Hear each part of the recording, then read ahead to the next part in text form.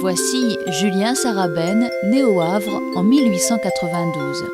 Il a peint cet autoportrait à l'âge de 20 ans. Et voici Gabrielle Varaillon, devenue sa femme, une ribéracoise artiste elle aussi.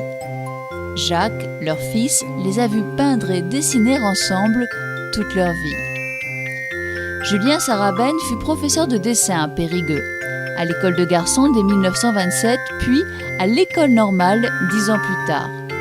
Si bien que des générations de lycéens et de normaliens ont eu le bonheur de connaître ce maître de dessin, capable de traits de génie comme de la plus grande indulgence pour ses petits.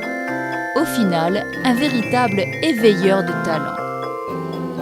Parmi ses anciens élèves, Gérard Fayolle, maire du Bug et historien.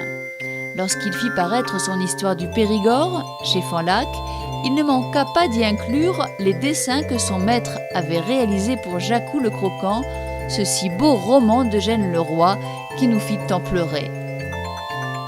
Auparavant, il avait déjà rendu hommage à Julien Sarabène sur la couverture de La vie quotidienne en Périgord au temps de Jacou, paru chez Fanlac en 1977. En 2005, lorsqu'il rencontra son fils, Jacques Sarabène, venu présenter sous la halle du Bug ses photos, l'envie de rendre hommage aux professeurs et aux pères fut comme une évidence. Ainsi naquit l'idée de présenter au Bug cet été, outre les 15 gravures originales de Jacou le Croquant, des œuvres inédites retrouvées par le fils dans des cartons à dessin. Les esquisses, les premiers jets qui illustrent mieux que jamais tout le lyrisme et la sauvagerie du roman d'Eugène Leroy. C'est Gérard Fayolle qui m'a proposé l'an dernier de faire une exposition de photos personnellement, mais cette année, il m'a proposé de rendre un hommage à celui qu'il avait connu, à celui qui a été mon frère et mon père et mon ami pendant 40 ans, plus de 40 ans.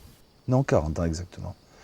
Et Gérard Fayolle nous a proposé de faire une exposition des dessins inédits que l'on n'a jamais vus. Donc j'ai retrouvé dans des cartons de tout ce que j'appelle les premiers jets, les dessins qui surgissent à la lecture de certains passages de Jacou le Croquant.